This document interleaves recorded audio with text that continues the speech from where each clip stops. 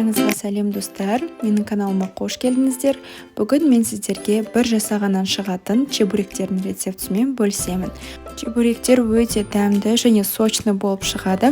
Дәл осы рецептпен жасап көруге кеңес беремін.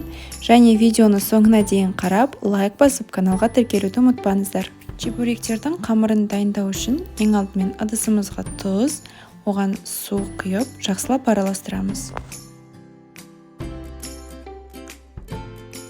Енді сұйық май құйып, тағы да жақсылап араластырамыз. Енді аз-аздан ұн сала отырып, жұмсақ қамыр илейміз.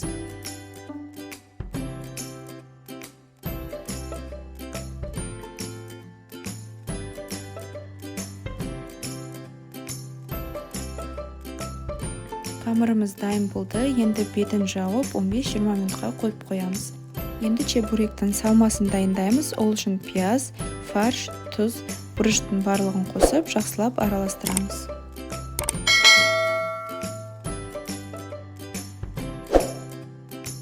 Қамырды осындай кішкентай бірнеше дөңгелекке бөліп аламыз және оқтаумен орташа қалыңдықта жая отырып, чебуректерімізді жасаймыз. Қамырды тым қатты қалың қылып жаймаңыздар, себебі ортасы піспей қалуы мүмкін.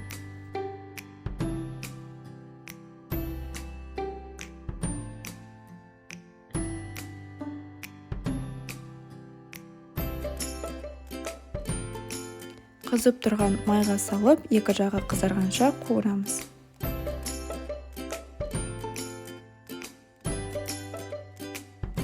Чебуректер дайын болды. Осындай әдемі, дәмді болып шығады. Сіздер де жасап көріңіздер, ұнайтынына сенімдімін. Және каналға тіркелуді ұмытпаңыздар.